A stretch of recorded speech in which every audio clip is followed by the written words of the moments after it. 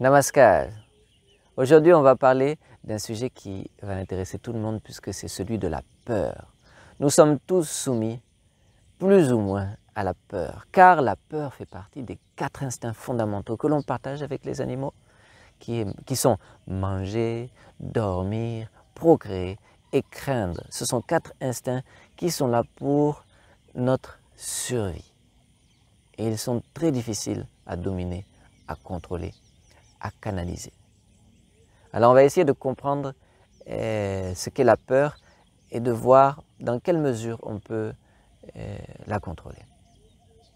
La peur est liée à une autre expression mentale, à un autre sentiment, à un autre instinct qui est celui de l'attachement aveugle, que l'on appelle moha en sanskrit. Au cours de notre vie, on ne cesse de s'attacher aux objets extérieurs qui nous entourent. Tous ces objets qui nous donnent un tant soit peu du plaisir, un tant soit peu du bonheur, on aimerait les garder comme tels à notre disposition pour qu'ils continuent à nous donner le bonheur qu'ils nous donnent. Les objets d'une part, et d'autre part, certaines idées, certains rêves que l'on a pour soi-même dans la vie. On voudrait être riche, on a certaines ambitions, hein. Voilà, on voudrait être riche, on voudrait avoir de la réputation, on voudrait être le premier de la classe, on voudrait réussir notre examen, on voudrait avoir une famille, on voudrait tellement de choses. Et donc on est attaché à certaines idées pour nous.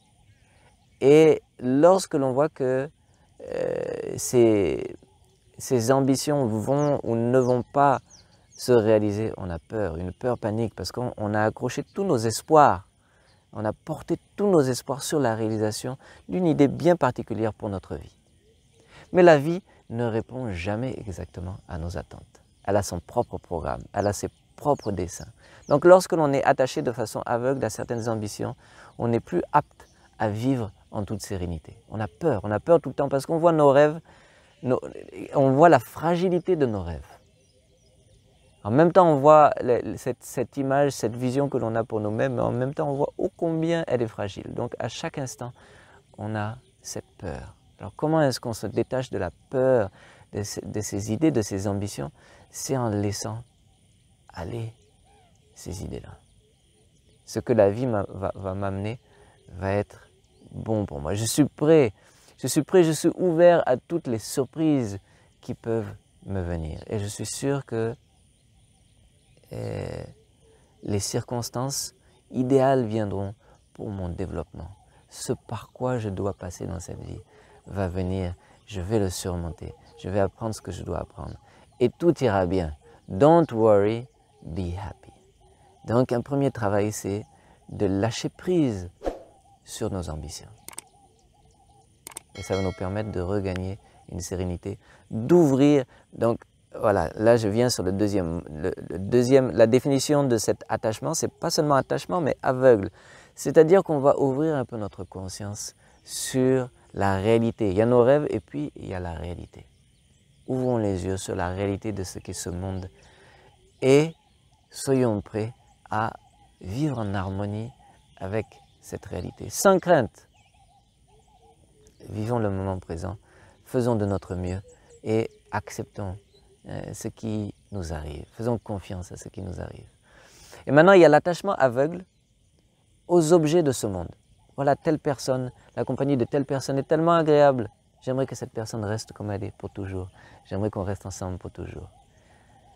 Évidemment, c'est impossible. La personne va changer. Non seulement elle va changer, mais un jour ou l'autre, elle va mourir. Un jour ou l'autre, nous aussi, on va mourir.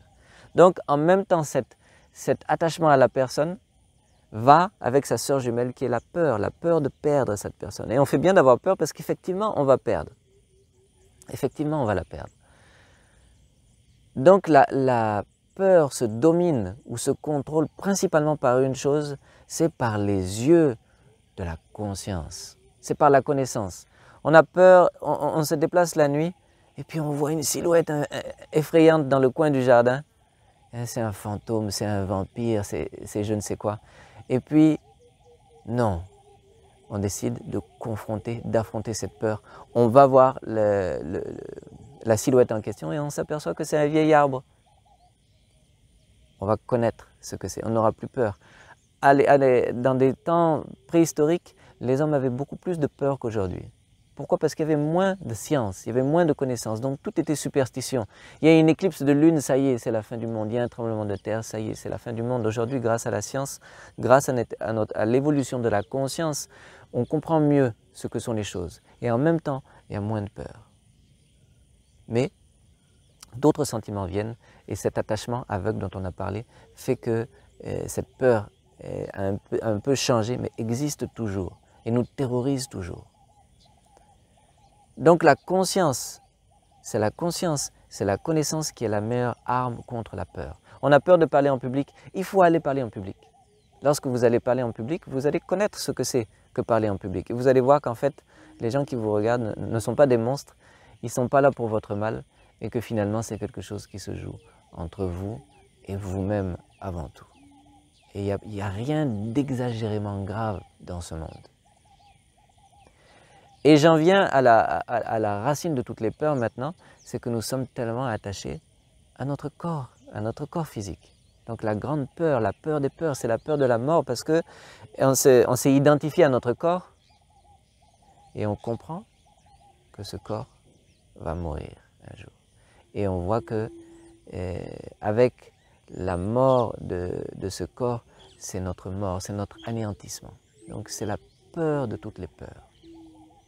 Non seulement celle de notre corps, mais je pense de celle de l'univers dans son entièreté. C'est pourquoi dans les sociétés les plus capitalistes, pas capitalistes, les plus matérialistes, mais souvent les deux vont ensemble, les plus matérialistes, il y a la population est tellement sujette à la peur. On vit sous la peur de la pandémie, sous la peur du virus, sous la peur du terrorisme.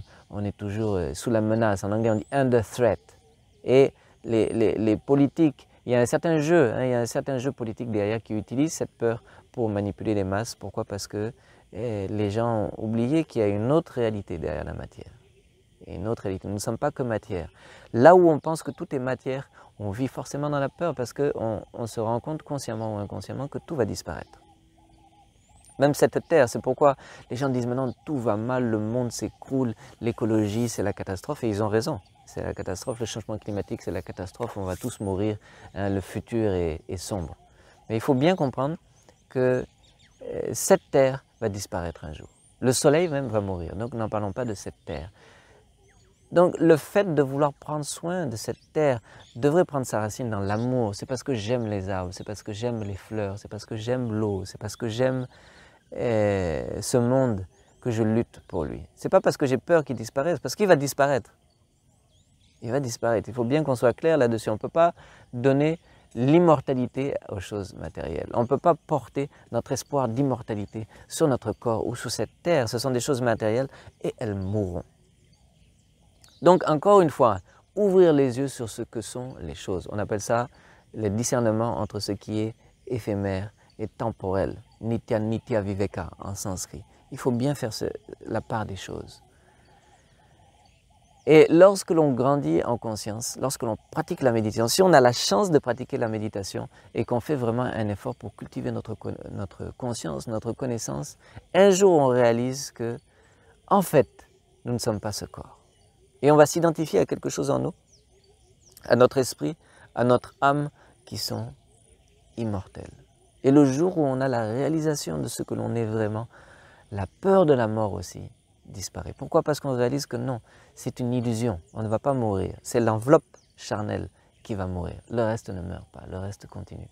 Et en ce qui me concerne, ça a été la plus grande réalisation et le point de départ d'un changement radical dans ma vie lorsque j'ai eu une expérience extraordinaire dont j'ai parlé dans une des vidéos qui porte ce même nom, où lors d'une méditation, j'ai réalisé, j'ai ressenti avec mon cœur, avec le cœur de mon cœur, que ce que je suis vraiment n'est pas ce corps.